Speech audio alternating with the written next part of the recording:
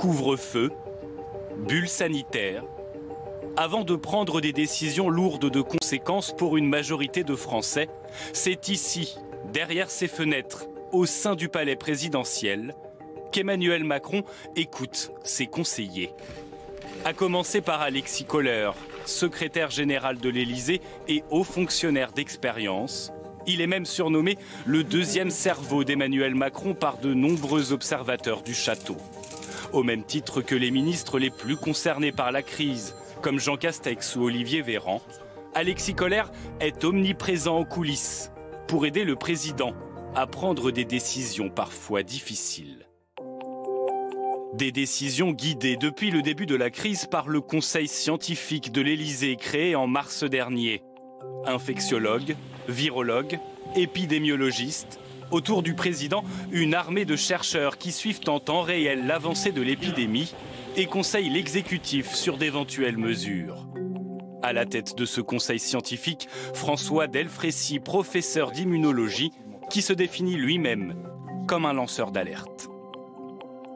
On a un rôle difficile, c'est pas moi, c'est le conseil scientifique qui a un rôle difficile, qui a un rôle à trouver de conseil, nous ne prenons qu'une décision, mais aussi de signaux d'alerte.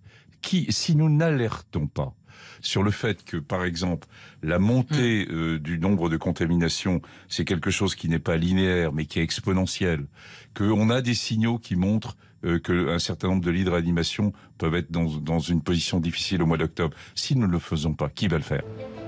Des décisions sanitaires qui ont un impact politique, économique et social.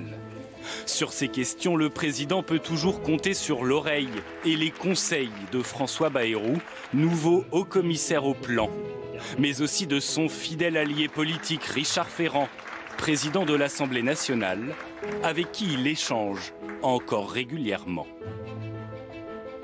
Depuis hier, le président peut aussi se fier au rapport du professeur suisse Didier Pittet, chargé d'analyser la réaction du gouvernement jusque-là face à cette crise sanitaire. La France est plutôt dans une situation intermédiaire, en particulier par exemple pour finalement le résultat principal que nous avons regardé et comparé aujourd'hui, c'est la mortalité liée au Covid, où elle est intermédiaire, elle se classe bien mieux que l'Italie, l'Allemagne ou le Royaume-Uni. Bien entendu, beaucoup mieux que la Suède, et on ne parle pas des États-Unis qui est vraiment le mauvais élève. Après un conseil de défense hier et un conseil des ministres ce matin, l'état d'urgence sanitaire a été une nouvelle fois décrété. Il débutera ce vendredi à minuit.